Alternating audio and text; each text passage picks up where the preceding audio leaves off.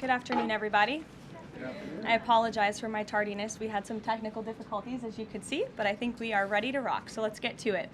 I'll begin this week with some scheduling announcements for President Trump's very busy week ahead. Tomorrow, President Trump will host his 9th cabinet meeting of the year alongside his incredible cabinet, who continue to deliver for the American people at a record pace. Later in the afternoon tomorrow, the president will make an announcement in the Oval Office on his initiative to create Trump accounts to give the next generation of Americans a jump start on savings. It will be a very exciting announcement indeed, especially for all of the parents across the country with young children and babies. On Thursday, President Trump will host the presidents of the Republic of Rwanda and the Democratic Republic of Congo to sign the historic peace and economic agreement that he brokered. On Thursday night, the President and the First Lady will celebrate one of America's greatest traditions, the lighting of the National Christmas Tree on the Ellipse. And on Friday, President Trump will attend the FIFA World Cup final draw at the Kennedy Center. You all will be seeing and hearing from the President every day this week, so you have me today, and then he will take on the rest of the week himself. Next, I would like to address the horrific tragedy that took place in our nation's capital last week. A foreign terrorist that the Biden administration failed to properly vet ambushed 2 members of the West Virginia National Guard who were honorably serving here to keep the residents and visitors of Washington, D.C. safe. U.S. Air Force Staff Sergeant Andrew Wolf was severely wounded in the attack and remains hospitalized while he continues to fight for his life. Tragically, U.S. Army Specialist Sarah Beckstrom died of her wounds. She was just 20 years old. President Trump and the entire White House are praying for Andrew's full recovery at the request of his parents and their personal phone call with the president over the weekend. And we are keeping Sarah's family and friends in our prayers during this unimaginably difficult time. Sarah and Andrew represent the very best of America, 2 young patriots who were willing to put on the uniform and risk their lives in defense of their fellow Americans. Both of them truly embody the profound words spoken by Jesus Christ in the gospel. Greater love has no one than this, to lay down one's life for one's friends. Sarah and Andrew are heroes, and we will never forget their sacrifice.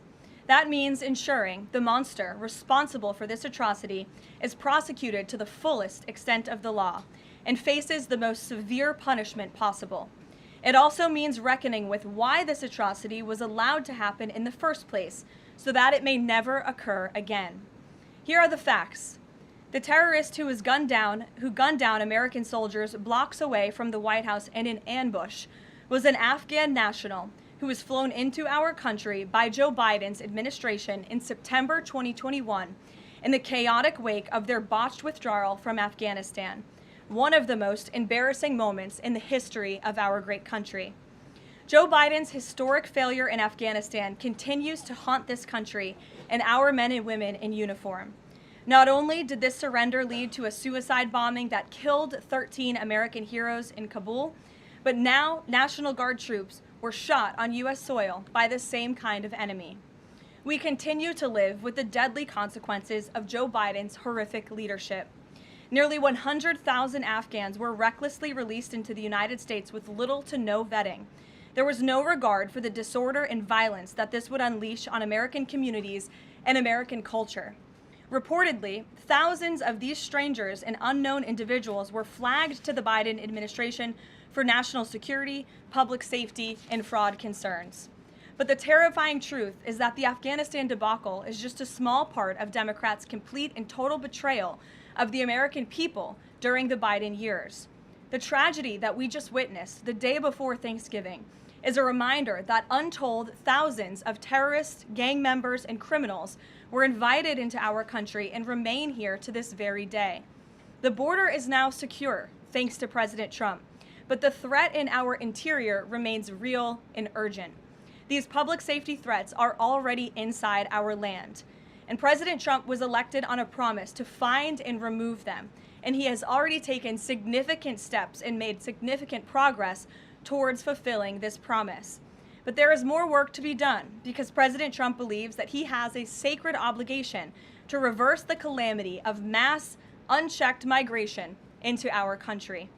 As a result, the Trump administration is now actively re-examining all of the Afghans imported into the country by Joe Biden. Any individual who threatens our national security or our citizenry will be subject to removal. President Trump has already permanently paused migration of foreign nationals from third world countries that pose a very high risk to the United States.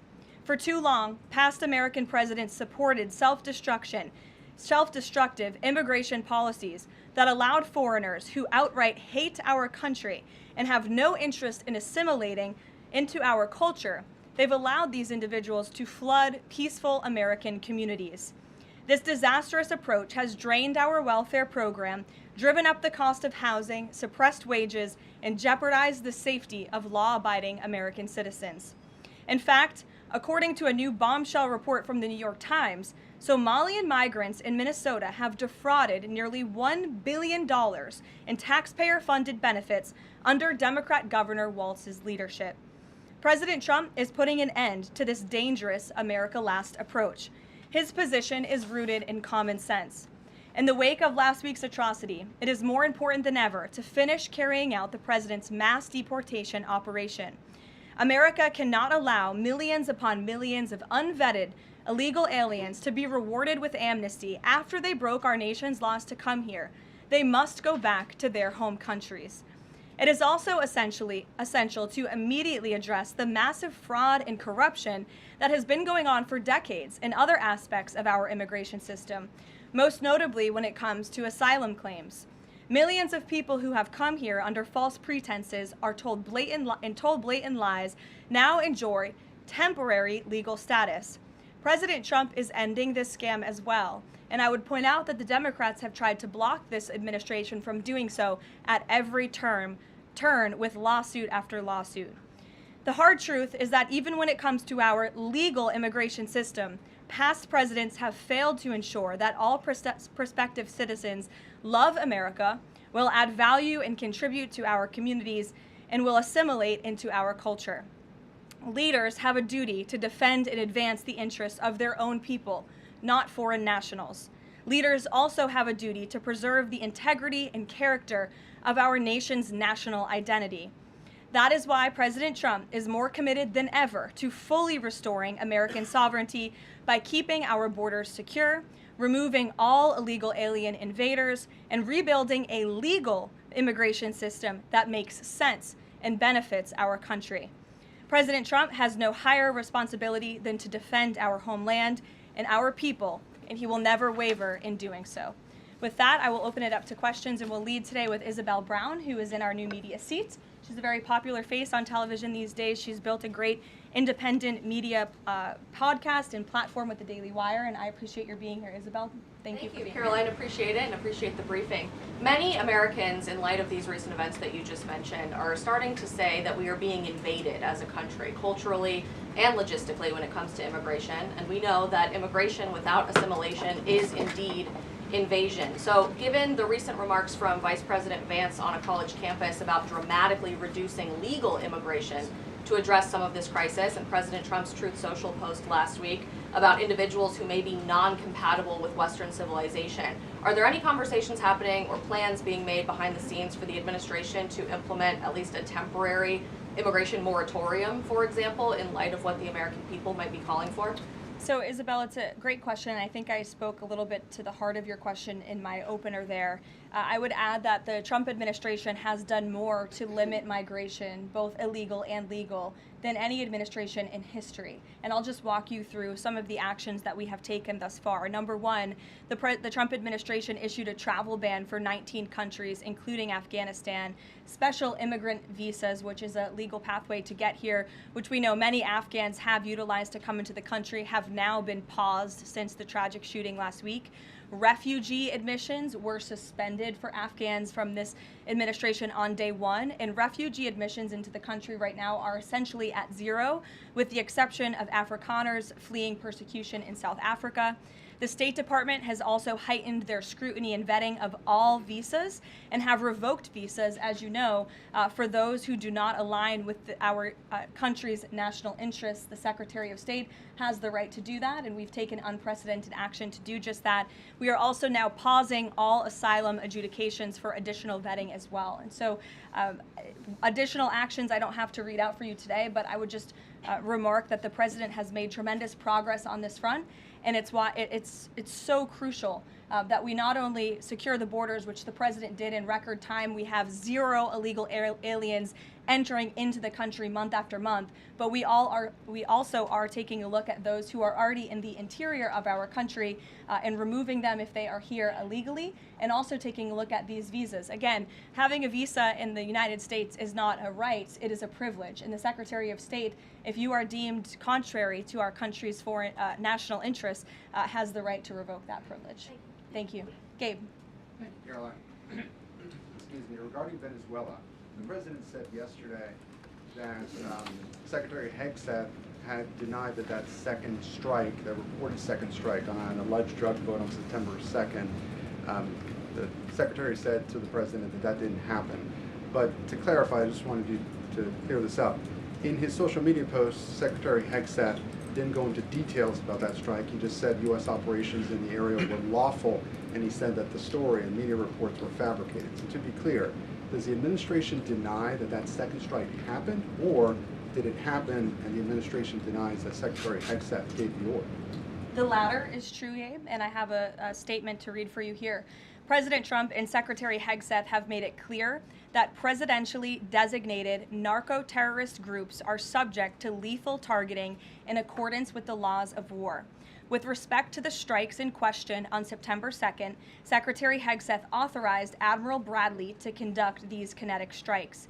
Admiral Bradley worked well within his authority and the law, directing the engagement to ensure the boat was destroyed and the threat to the United States of America was eliminated. And I would just add one more point to remind the American public why these lethal strikes are taking place. Because this administration has designated these narco-terrorists as foreign terrorist organizations. The president has a right to take them out if they are threatening the United States of America and if they are bringing illegal narcotics that are killing our citizens at a record rate, which is what they are doing. And under the previous administration, there was enough fentanyl trafficked into our country to kill every American man, woman, and child many times over. And so that's why you've seen a drastic difference in this administration's policy with respect to the last, and it's one of the many reasons the American public reelected this president and support this Secretary of War in conducting these strikes. So to be clear, to clarify, Admiral Bradley was the one who gave that order for a second strike. And he was well within his authority to do so. And a separate question, the president several days ago said it was his intention to pardon the former president of Honduras, who was a convicted drug trafficker. And yesterday on Air Force One, the president said that if someone sells drugs in that country, that doesn't mean you arrest the president and put him in jail for the rest of his life. How is that different than what the administration is accusing Venezuela's Nicolas Maduro of? You're cherry picking the president's statement a little bit yesterday, as he also said yesterday the people of Honduras have highlighted to him how the former president Hernandez was set up. This was a clear Biden over prosecution. He was the president of this country. He was in the opposition party. He was opposed to the values of the previous administration, and they charged him because he was president of Honduras. There were some other egregious facts that came out during this trial, and I would encourage you to report on them. His court-appointed lawyer was only given 3 weeks to prepare for trial. He shared that his conviction was lawfare by the leftist party, who, quote, struck a deal with the Biden-Harris administration. Hernandez has highlighted there was virtually no independent evidence presented, and many of his conviction was based on testimony from many admitted criminals who hoped that cooperating would reduce their own penalties. So the president heard the concerns from many people, as he does, and he's, of course, within his constitutional authority to sign clemency for whomever he deems worthy of that. Jackie. Thank you, Caroline. Following up on Gabe's question, you said that the follow-up strike was lawful. What law is it that allows no survivors? The strike conducted on September 2nd was conducted in self-defense to protect Americans in vital United States interests. The strike was conducted in international waters and in accordance with the law of armed conflict. And then On this pardon for the Honduran president, does it at all undercut the administration's messaging while you have these congressional Republicans defending the strikes on the narco-terrorists and then a pardon for a convicted drug trafficker? Does that make it more difficult for your members to defend your administration's policy? I don't think so, Jackie. I think that President Trump has been quite clear in his defense of the United States homeland to stop these illegal narcotics from coming to our borders, whether that's by land or by sea. And he's also made it quite clear that he wants to correct the wrongs of the weaponized Justice Department under the previous administration. And Ouija, I'll call on you because I think we're wearing matching blazers today. I was going to Great compliment minds. yours.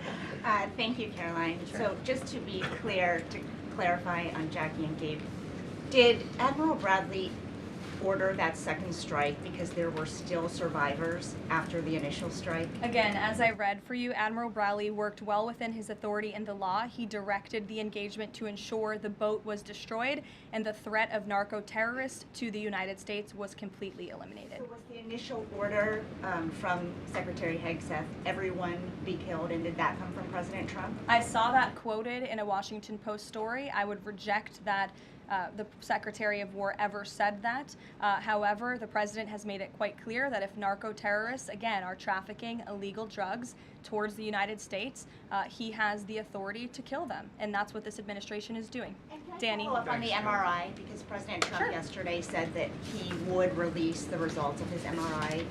Is that happening right now? It is happening right now. As part of, and this is a summary from the President's physician, and we will release it right now. I think my team has it teed up for all of you. I'll read it for you, and then you'll get it physically as well. As part of President Trump's comprehensive executive physical, advanced imaging was performed because men in his age group benefit from a thorough evaluation of cardiovascular and abdominal health. The purpose of this imaging is preventative, to identify any issues early, confirm overall health, and ensure the president maintains long-term vitality and function. President Trump's cardiovascular imaging was perfectly normal. No evidence of arterial narrowing impairing blood flow or abnormalities in the heart or major vessels. The heart chambers are normal in size, the vessel walls appear smooth and healthy, and there are no signs of inflammation or clotting. Overall, his cardiovascular system shows excellent health. His abdominal imaging is also perfectly normal. All major organs appear very healthy and well perfused. Everything evaluated is functioning within normal limits with no acute or chronic concerns. In summary, this level of detailed assessment is standard for an executive physical at President Trump's age and confirms that he remains in excellent overall health. Again, we will provide that to you. I think that's quite a bit of detail, and in the effort of transparency, the president promised it last night, and we have delivered today. So there you go. Danny. Thanks, Caroline. Just going back to Venezuela, can you confirm that President Trump is going to be hosting a meeting of his national security team in the Oval Office today on Venezuela? And what are they going to discuss? Are they hoping to reach a kind of final decision on that? Out of the effort of transparency, I will confirm that the president will be meeting with his national security team on this subject and on many matters. He meets with his national security team quite often. He's the commander-in-chief. It's part of his responsibility to ensure that peace is ongoing throughout the world. I'm definitely not going to detail the specifics of a meeting between the president and his national security team that's taking place in the Oval Office, but I'm happy to confirm that meeting is taking place for you. Can you tell us, is there still, what's the position on whether US troops on the ground is a possibility there? Is that, I know you've answered that before, but what's the current operative In status? Venezuela? I think my previous answer stands. There's many options at the president's disposal that are on the table, and I'll let him speak on those. Ed. Thanks, Caroline. The U.S. announced a trade framework deal with the United Kingdom on pharmaceuticals, where they will pay 25% more, and the savings theoretically will go back to American consumers. What guarantees are in that savings will in fact go back to the American consumer and not be sucked up by the company? I'm going to be honest with you, Ed. I'll get you the answer to that question after the briefing. So the American Rescue Plan, Sure. funded a number of universal income. Kush will get you that answer, right, Kush? My trade guy over here. The American Rescue Plan funded a number of universal basic income programs. Now Cook County, Illinois is extending that program into 2026 with $7.5 million of taxpayer money. What does the White House think about that? I'll also get you an answer on that after the briefing. Ed. It's 0 for 2. Go ahead. Sure. And then in the interest of transparency, does the White House support releasing the Department of Defense's video of those September 2nd strikes on those military boats? And also, separate topic on presidential pardon power. Why did the president commute the sentence of David Gentile recently? He was a private equity executive. He served 12 days out of a 7-year sentence. Prosecutors said he defrauded $1.6 billion with thousands of victims, including veterans, farmers, teachers. Why was he pardoned? To your first question, that's definitely not a decision for me to make. I would defer you to the Department of War. It's also probably a decision for the president himself to make. As for your second question with respect to that pardon, he issued a commutation for Mr. Gentile, who's the former CEO and co-founder of GBP Capital Holdings. Unlike similar companies, GBP paid regular annualized distributions to its investors. In 2015, GBP disclosed to investors the possibility of using investor capital to pay some of these distributions rather than funding them from current operations. Even though this was disclosed to investors, the Biden Department of Justice claimed it was a Ponzi scheme. This claim was profoundly undercut by the fact that GBP had explicitly told investors what would happen. At trial, the government was unable to tie any supposedly fraudulent representations to Mr. Gentile. In short, again, this is another example that has been brought to the president's attention of a weaponization of justice from the previous administration, and therefore he signed this commutation. So say that these people were defrauded. I just read you a very detailed summary of why the commutation was made. Sure. In the middle with the red tie. Thank you, Caroline. Okay, Andrew, go ahead, and then you. In wake of Congresswoman Marjorie Taylor Go ahead Greene's early resignation, reports last week indicated that other House Republicans might consider doing the same. Does the president have any concerns in light of those reports about other House Republicans potentially leaving early, as well as the other announced retirements that we saw in the last couple of days? Look, I think the president maintains very good relationships with the vast majority, maybe with the exception of one or two. I think many in this room know who I'm referring to. Very good relationships with members of Capitol Hill within the Republican Party. And the president clearly is the unequivocal leader of the Republican Party. I think it was a recent CNN poll that actually showed that more than 90% of Republicans continue to support President Trump as the leader. So he maintains very good relations, as does his entire team here at the White House. And of course, we have a very slim margin in the House, and the president wants that to continue. Andrew, go ahead. For you, Sure. First, on the Venezuela strike, you said that that second strike was in full accordance with the law of armed conflict, but the Navy's own manual of law of war says that specifically firing on survivors from a wrecked vessel is an example of a war crime that's forbidden under U.S. law and the law of armed conflict. So how was that second strike in following law of armed conflict, and then second on immigration? Again, Andrew, I would reiterate to you the strike was conducted in international waters and in accordance with the law of armed conflict. And since somebody asked about Congress, and it's sort of related to Venezuela, I also want to add that Secretary Hegseth spoke with members of Congress who may have expressed some concerns over the weekend. And there have also been 13 bipartisan briefings to Congress on the Venezuelan strikes. There have been a number of document reviews for members of Congress to review the classified DOJ Office of Legal Counsel opinion and other related documents. 29 senators and 92 representatives have reviewed those documents, which is about 2/3 of those are Democrat members, and they have been made available to all 100 senators, all 435 members of the House, and to general counsels of the relevant committees on a bipartisan basis for their review. On immigration, during your topper you said, and I quote, "Leaders also have a duty to preserve the integrity and character of our nation's national identity."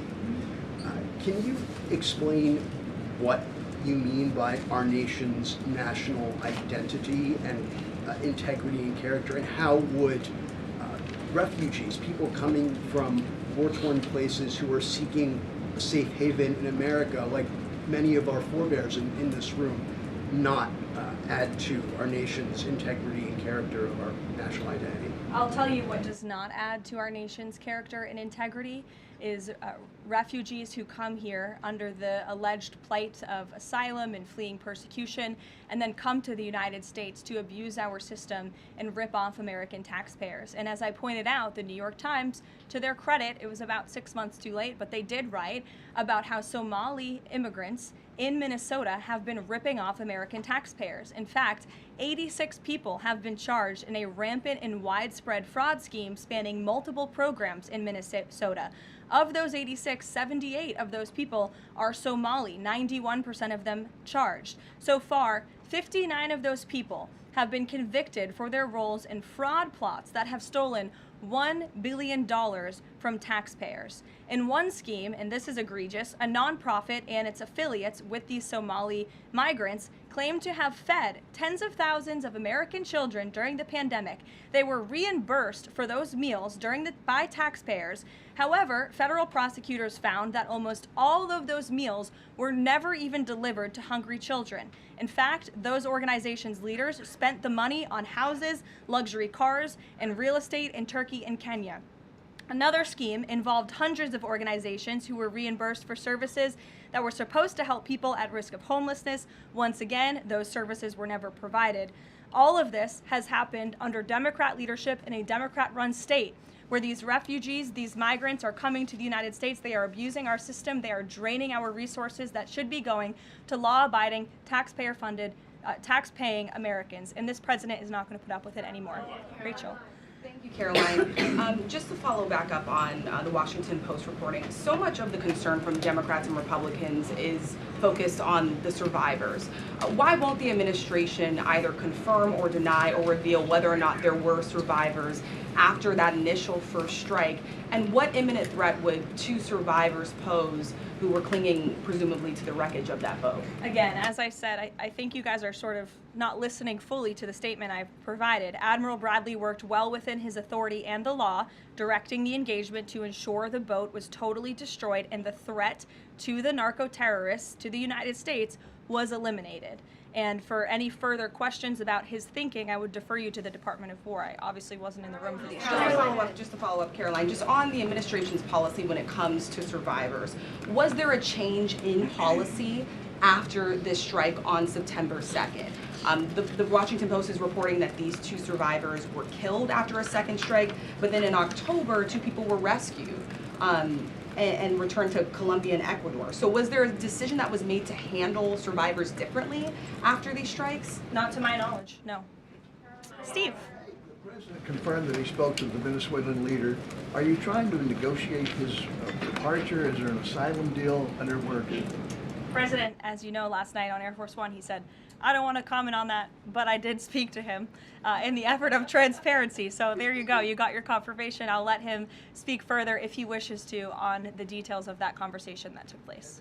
Steve Witkoff is headed to Moscow. How close are you to some sort of Ukraine agreement? I think the administration feels very optimistic. Obviously, you've seen, Steve, that the president's entire team, including Special Envoy Witkoff and Secretary Rubio and the Vice President and the President himself, Secretary Hegseth as well, have been working so hard on this effort, and they all really want to see this war come to an end. And so just yesterday, Sunday, I believe that was yesterday, they had very good talks with the Ukrainians in Florida, and now, of course, Special Envoy Witkoff is on his way to Russia. This is sort of the shuttle diplomacy that you've seen from this administration play out, where we speak equally with both sides. We've put points on paper. Those points have been very much refined, but as for the details, I will let the negotiators negotiate, but we do feel quite good, and we're hopeful that this war can finally come to an end. Stephen. Thank you, Caroline. I've got a question about Ukraine and then a clarification about immigration changes that are happening. On Ukraine, President Trump very briefly yesterday said that corruption issues there were not helpful to the peace process following the resignation on Friday of President Zelensky's top aide, Andriy Yermak. We were told from your podium in the prior administration that, quote, there is no indication that there's been any kind of widespread corruption involving U.S. resources in Ukraine. What is the Trump administration's view of corruption issues in the wake of Yermak's resignation, and how is that impacting peace talks? Well, look, I think the president has made it quite clear, as he said last night, corruption is never helpful. And he does not want to see American tax dollars taken advantage of, which is why he has stopped the endless checks that were being written by the previous administration to fund this war. The United States is selling weapons to NATO that are being sent to Ukraine. That's a very different thing than the American people writing blank checks to a war effort very far away. It does not degrade the administration's determination to see this war come to an end, but I think it exemplifies the president's desire to always put the American people and the American taxpayer first. On immigration, you mentioned, or you emphasized that there would be a review of the Afghans who were resettled here under the previous administration. Yes. There's a lot of changes happening right now to asylum and to green card holders. What should the 2 million people with pending asylum claims, or the roughly 1 million people from the 18 other countries of concern, know about what's going on in the review? What's the status of all these other people? They're essentially paused for review, and the Department of Homeland Security is taking this very seriously, because we are not going to allow soldiers like we saw in American streets last week to be gunned down at the hands of these foreign nationals who had the privilege of coming to the United States of America. And unfortunately, this is not the only example of a dangerous Afghan who was let in by Joe Biden, who went on to harm the American people. There was an Afghan national who was let into the country under the Biden administration through Operation Allies Welcome, who shot and wounded 2 Fairfax, Virginia police officers during a routine traffic stop. He was killed by return fire after declaring, quote, "I should have served with the explicitive Taliban." 2 Afghan nationals were given legal status by the Biden administration as well, who were arrested and prosecuted for plotting a terrorist attack in Oklahoma just before Election Day in 2024. We all remember that. They possessed hundreds of rounds of ammunition and had pledged their allegiance to ISIS. There was also an Afghan national who was on the terror watch list who was apprehended by Border Patrol in 2024, but then he was released into our country by the Biden administration. Again, let's just highlight the absurdity of that. Border Patrol apprehended a terrorist, and then the Biden administration, because of their lax policies, still allowed him to come into the United States of America. I think everyone in this room, whether you want to admit it or not, does not want that individual living alongside you in your American neighborhood. And that individual was later arrested again after being allowed to live in the U.S. at large for over a year. Another one, a criminal illegal alien from Afghanistan, was arrested by ICE in 2025, convicted of second-degree assault, was previously allowed to stay in the country by the Biden administration. I have several more examples here. I'm happy to provide them to anyone in this room. John. Thank you, Caroline. First of all, happy Thanksgiving to Thank you and your young family. Hope Thank you you. enjoyed it. You too. I have 2 questions unrelated. The first, back to Afghanistan. My son and I walked by the horrific shooting less than 1 hour before it happened. So for anybody that's here, this thing's real. You outlined all of these unvetted Afghans that that were let in by Biden. We just had one the other day that was going to blow up a DHS building. Can you be specific on what the Trump administration is doing now to re-vet those that are here so that we don't get a repeat of what we had Wednesday night?